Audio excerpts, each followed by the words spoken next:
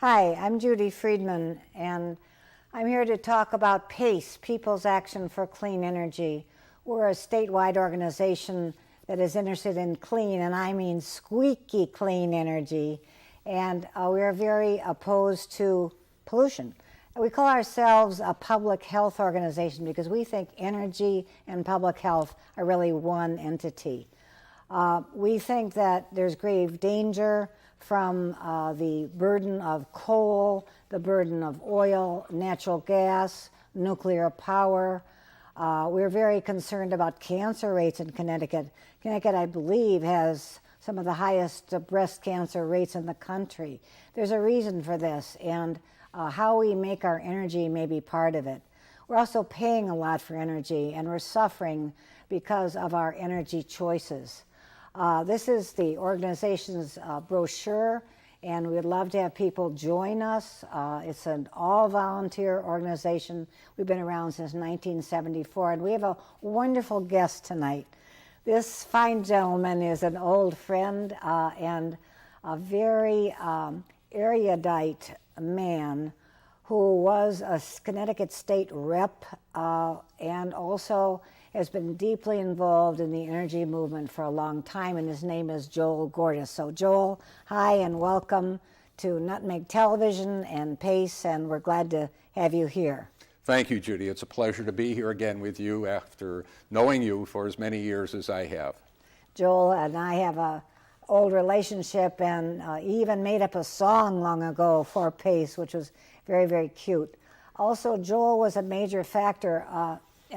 PACE started off as an anti-nuclear organization started by Wesleyan students and faculty in Middletown when they were going to build a nuclear plant there, and the rise up of these faculty and students was one of the reasons that the plant was moved away and out of Connecticut. And so PACE started as an anti-nuclear organization, but one day, many years ago, Joel said to me, "You know, Judy, you can't be against something and not find solutions." So that started us on a new path, and we work very hard on benign solutions. We believe in solar energy, in wind energy, and small hydro, and number one, energy efficiency. So Joel, you've been working on energy efficiency projects, is that right? Like, what have you been doing with energy? Energy efficiency maybe sounds boring, but that's the name of the game, because energy efficiency, to me, is how we could start an energy revolution if we would simply be more efficient. Is that right? Oh, that's absolutely correct. It's the number one thing that people should be doing, but I think we have to say another thing about it too, and that is energy efficiency is profitable. Aha. In other words, for whom? Well, it's profitable for everybody. If you're a homeowner, you know, I hear people complain about high electricity bills or high this bill or high that bill. And what can we do? Well, if we just have the steps that we take, very simple steps to put in energy efficiency types of measures, we can take that money and use it for, you know, whatever, you know, whether it's putting it in the bank. What specifically would you recommend the big things are for people to do? Well, the no-brainer, as they call it, is lighting. Yes. And today, Yes. with the introduction of LED lighting, Right. yeah, well, it's something that it uses a fraction of the Right. lighting of the incandescent bulbs. And no mercury, right? And there's no mercury, which there's a little bit in the compact fluorescents, but it's a matter of immediately you can start seeing the results on your electric bill. So switch bulbs, and your bill will go down. That's automatic, right? Pretty much. Yeah. And particularly you should do it. You don't put it in the closet light, Yeah. you know, something that you don't use a lot. You put it in the high use areas first, and you will see a difference. The other thing I would recommend, and here I have to make full disclosure, I am on the Energy Efficiency Board here in Connecticut, and one of the programs... Energy Efficiency Board for the state? It's the Energy Efficiency Board of the State Energy Efficiency Board, and they oversee the programs that are administered by the utilities. And they have a program called the Home Energy Solutions Program, where if you call up their number, it's 1877 1877 Wise Use. Wise Use. You can sign up for what's called a Home Energy Solutions Energy Audit. Now, it will cost you something, but they give you all sorts of incentives. They give you some free light bulbs. And they come in caulk, don't they? And they come in caulk and do a blower door test. You end up getting a lot more than what you pay for it. That sounds like a very good place to put money and a very good idea and a healthy way to make change. But Joel, you're also interested in energy, benign energy sources like solar, and you're interested in photovoltaics. Is that correct? Oh, absolutely. I think that that goes back right to the beginning when I got interested. Solar energy was one of the things that caught my attention immediately back in about 1975 when I... And that was solar hot water then, That's right. Solar hot water was the big thing and back passive then. solar, which are still viable technologies. Absolutely.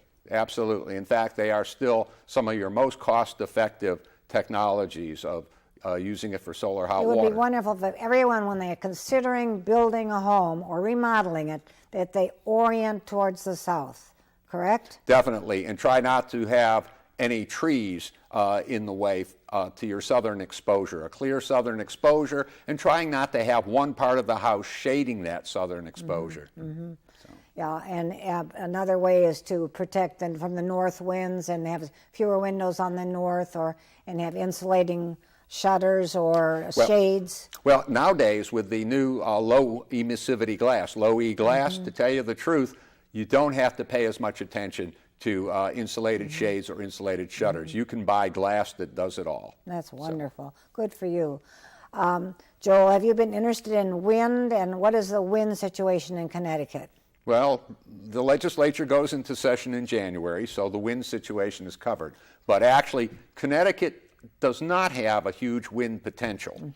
And so I'd say that people thinking about it need to have a professional wind audit that can take 9 months to a year to do it right, done if they're thinking about putting in some sort of a wind-operated system.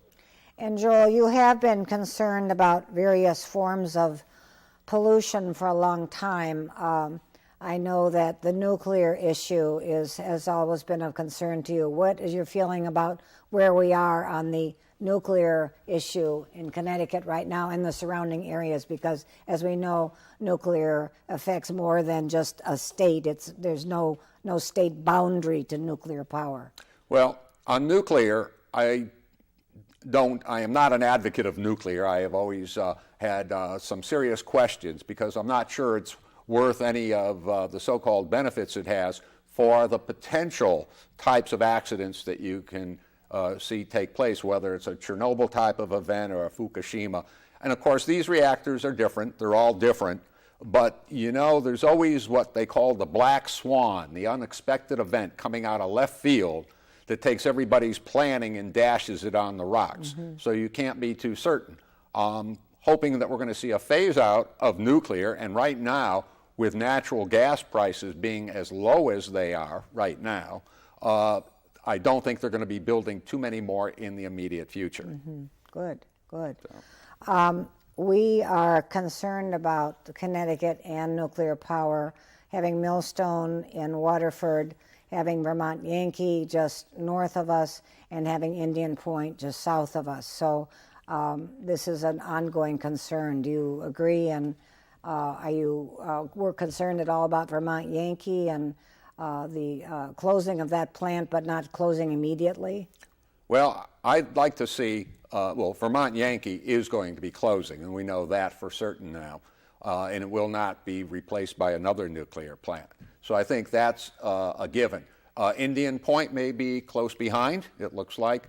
The new nuclear plants in Connecticut will probably remain in operation unless certain, like I say, events take place that show that it would be too risky to run them if one thing or another did happen. So I'd say they're going to be there for some period of time. The question is going to be going beyond that and looking at what those replacements will be. And I see a lot of renewables in our future, and I'm not alone. Some very well-known people have said, you know, solar is making strides, and the trends that are taking place cannot be ignored. A fellow named John Wellinghoff, who is head or has been head of the Federal Energy Regulatory Commission. Okay, Federal Energy Regulatory Commission. That's FERC. And this is, so he's way up there, and he's said what? He has said that is the technology to watch. That solar is. Solar photovoltaic is the technology to be watching because of the tremendous strides it has made in cost reduction and the size of the installations that are going on around the country. Wonderful. And I think you showed us earlier a graph that shows what he sees, predicts the rise, the curve of solar, and it's the photovoltaic industry, and its rise is just cumulative? Well, it's going up what we call asymptotically almost. And say that word again? Asymptotically. Whoa. It's a big word, and it means it's very close to going straight up and doubling in amounts every 2 years. Wow. And there's something in the computer chip business called Moore's Law, which says Spell that, please. Moore, M-O-O-R-E, Moore's Law. Moore's Law. And he was the head of the Intel Corporation. And Smart he came guy. up with this theorem that said every 18 to 24 months, you're doubling the amount of storage that you could get on a given type of chip. And it has held true pretty much. And with that came a decided cost reduction. And a lot of people are saying that photovoltaics can pretty much follow that same sort of curve. Exciting. It's just so exciting. When we talk about photovoltaics, that's solar electricity. Now, we have passive solar that's orienting your house toward the south. We have solar thermal, solar hot water, can heat your water, and a totally different technology is photovoltaic solar electricity. And there's no pollution from that, right? From the solar electricity, there's not any outgassing or radiation or anything like. Nothing in the production cycle when you are producing the electricity. However, in some of the manufacturing operations, certain types of photovoltaics may have certain types of chemicals that need to be treated and looked after. But that, compared to the output, is usually relatively small. So they are your cleanest of your clean in that respect. And how do you feel Connecticut is doing from the point of view of solar photovoltaics as far as manufacturing, installation, the people acceptance by the public? Can you talk about that? Well, we're not doing too much in the way of manufacturing, and in fact, one manufacturer we had of the encapsulant, STR, which is what somewhere. Is that? It's the encapsulant is what covers the surface of the photovoltaic panels, and they had been doing well, but then they started losing some customers to competition, so they're not doing as well. We really don't have, to my knowledge, any other manufacturers directly of photovoltaics. We have had some people involved in making ancillary equipment like inverters here in Connecticut and other types of. We're the manufacturing state. We're the nutmeg state. We should be doing this, right? Well, part of it is, though, labor cost, energy cost, and a number of other things. Manufacturing is still taking place here. And in fact, there's sort of a comeback with the maker movement where little computer-driven types of boxes, you can make a lot of things right the same way you'd print out a piece of paper. You can make a component now with your own home computer or industrial computer. So we're seeing some gaining back of our capabilities. What about installers and installation? How is that going? Those are doing pretty well. There's a number of firms actively installing in Connecticut. Some of them have been around for many, many years. Others will follow where the money is and come into the state when they see that the programs are ramping up. So we're doing okay in that respect. How are the programs now? And what can people?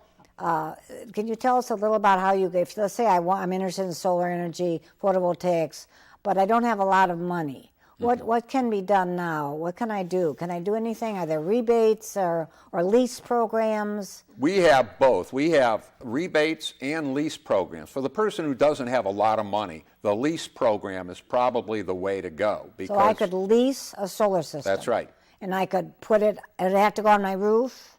Not necessarily. There are, depending upon your town ordinances and such, you might be able to put it on stands in the backyard. And I think you have set up that way.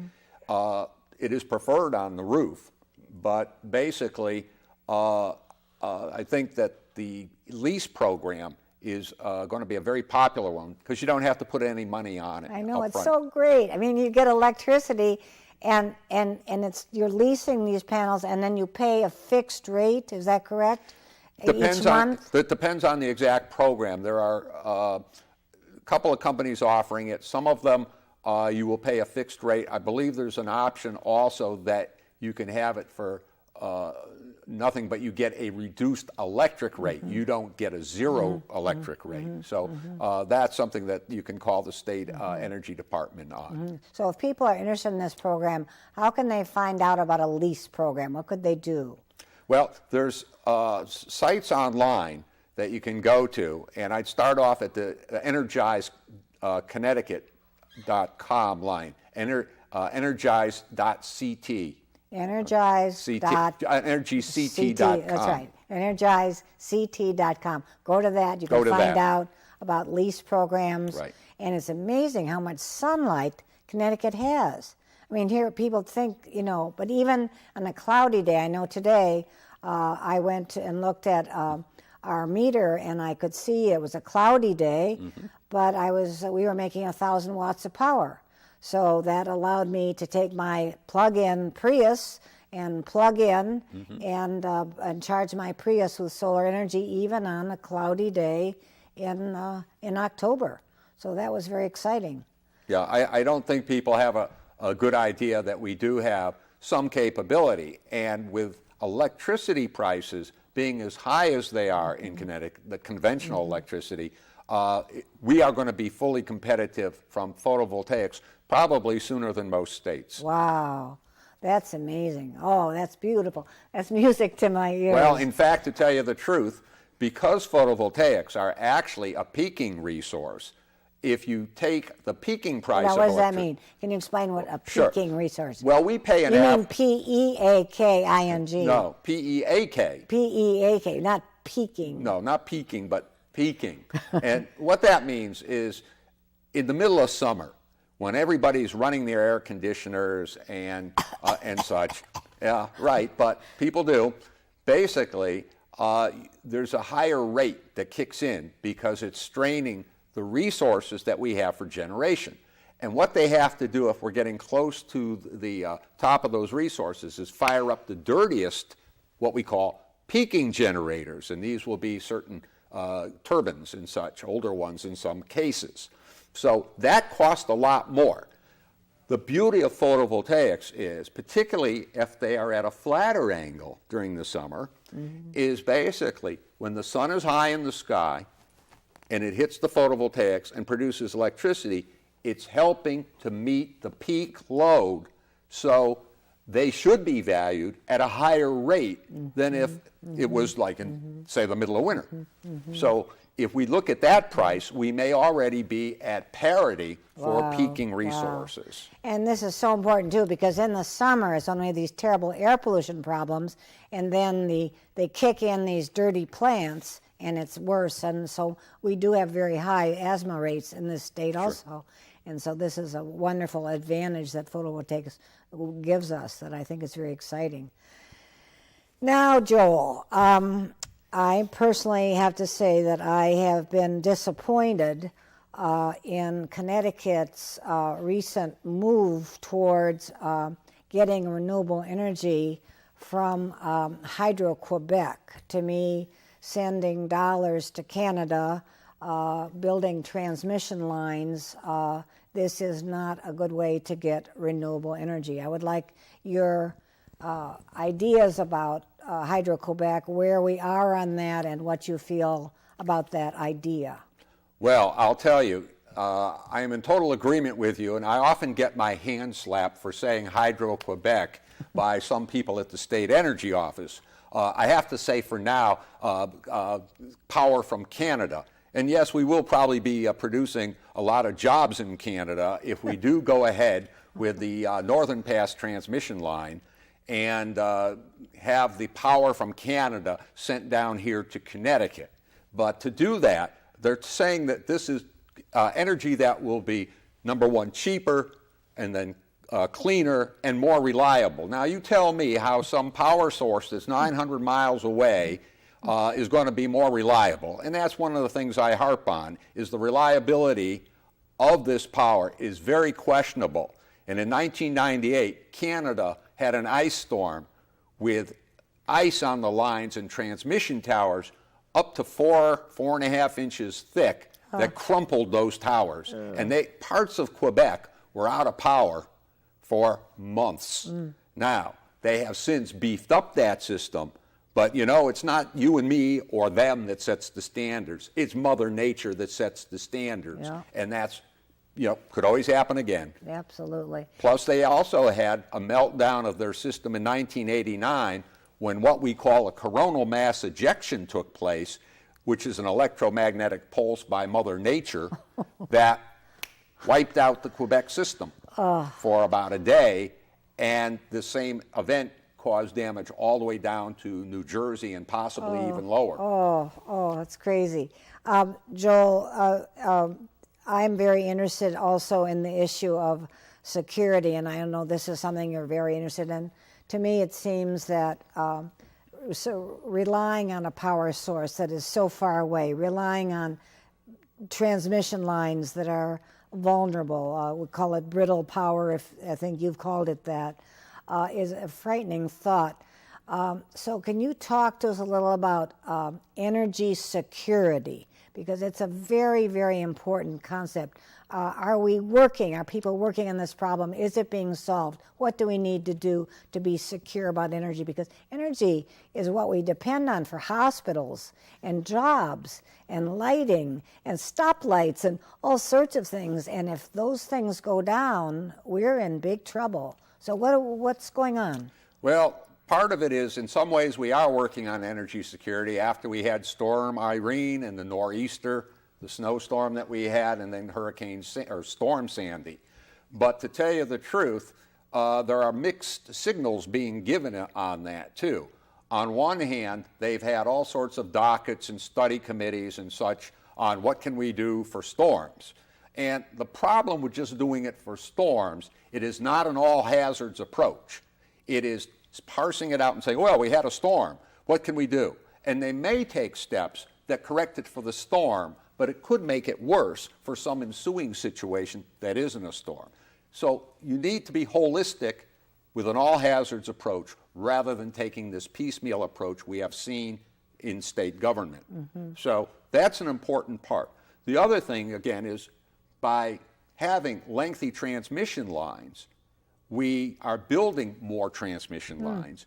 At the same time, we're talking about a microgrid program, which is getting a mere $15 million a year compared to rebuilding the transmission system after the storms, which was 450 some odd million. So to go back and do the same thing we had with the same grid and not change its basic architecture where and when we can is sort of setting ourselves up for the next fall. Yeah, So you're absolutely right.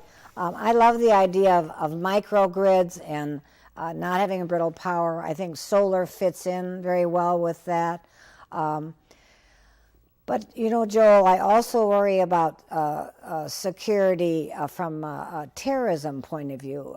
To me, if I were a terrorist, which I'm not at all, of course, that would be something that I would consider striking the grid and using, taking it down with the computer. And can you tell, is this possible? Could that happen? What can we do to prevent something like that? Well, absolutely, it is possible. And to tell you the truth, of all the different sectors and such that were subjected to cyber intrusions or attempted cyber attacks, it was the energy industry, and particularly the grid, that was the #1 target. It last year. By whom? Now who? Well, I'll get to that in a second. By 41% of all those attacks, all attacks were against the electric grid. Now, Wow. by whom? That is the whole problem with it, Judy. If it were somebody who lobbed a bomb at us and we knew that it was a Sukhoi fighter that did it, we'd say, go after the Russians or maybe the Chinese. The problem with a cyber attack is it's almost impossible to determine attribution. Therefore, something like deterrence doesn't work. No. Okay, so it's a whole different ball game if you can't determine who it is that took out your grid. And what can happen is a third party, let's say, some discontented person who could be an individual, did something against the grid, but he sent it through a server in China or somewhere else, it would look like the Chinese were doing it. So the first inclination is to go after the Chinese when they may not be the perpetrators. Wow. We cannot afford that. Now, the other people who are concerned about this, I mean, I don't matter that much, but we had people going back to Jim Woolsey, who was head of the CIA. Then we had Leon Panetta more recently, Mike Hayden also more recently, who was General Mike Hayden, who took over CIA, and Robert Gates, who was head of the CIA. These people said the #1 thing that worried them at night was the possibility of a cyber attack, and particularly each of them uses the grid as being an example of the worst case scenario. Okay, so this is a tremendous argument for microgrids and solar photovoltaics, it seems to me, for us to embrace that. And how do we speak to legislators? Is that a good idea? Write letters to the editor? What can we do? Very, very briefly, because our time's almost up. What can we do to try to build a more sane grid and be safer? All of the above. In other words, you have to let your legislators know that you are interested in grid security. You don't want to go another 5 to 12 days without power. Mm-hmm. You have to let them know that it hurts the economy when we do things like that. So we better close down. And Joel, I want to thank you. You're a brilliant guy and very energetic and dedicated. And I want to thank people for watching this program. It's been a joy to share Joel and his knowledge with everyone here. And we appreciate the work of Nutmeg very, very deeply. They're a wonderful organization. We're very lucky to have them. So thank you, Joel, so much for being part of the PACE show and sharing us with your wonderful ideas and thoughts, which are very relevant. Thank you, Judy, and thanks to Nutmeg, too. Okay, thank you. And we always enjoy being here, and you're doing a very, very good job. We love hearing your voice. Some people in state government don't think so, but that's okay. That's all right. We love you. Okay.